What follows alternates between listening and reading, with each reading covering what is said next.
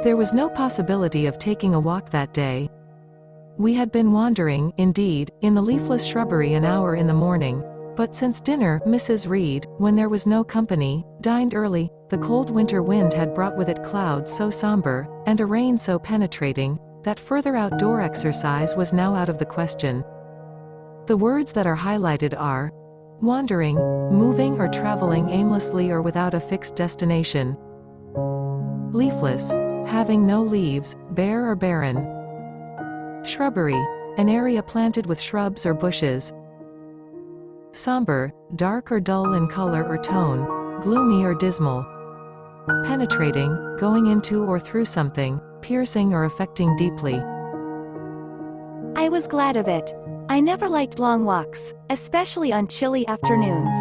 Dreadful to me was the coming home in the raw twilight, with nipped fingers and toes, and a heart saddened by the chidings of Bessie, the nurse, and humbled by the consciousness of my physical inferiority to Eliza, John, and Georgiana Reed.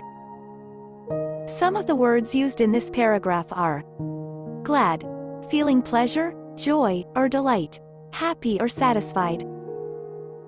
Chilly, uncomfortably cold, shivering or feeling numb. Dreadful, causing or involving great suffering, fear, or unhappiness, extremely bad or serious. Raw, of the weather, cold and damp, unpleasantly harsh or bitter. Nipped, pinched, squeezed, or bitten sharply or suddenly. Chidings, scoldings or rebukes, expressions of disapproval or annoyance. Humbled, made to feel less important or proud, lowered in dignity or status. The work of Jane Eyre by Charlotte Brontë is a novel that has many features and aspects that make it a classic of English literature. The novel is written in the first-person point of view, which means that the narrator is the main character, Jane Eyre, and she tells the story from her own perspective.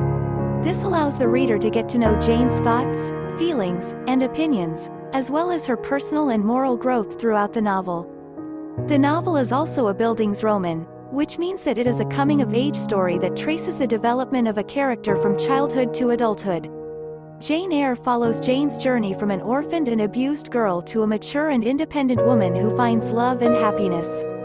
The novel uses a frame narrative, which means that it is a story within a story.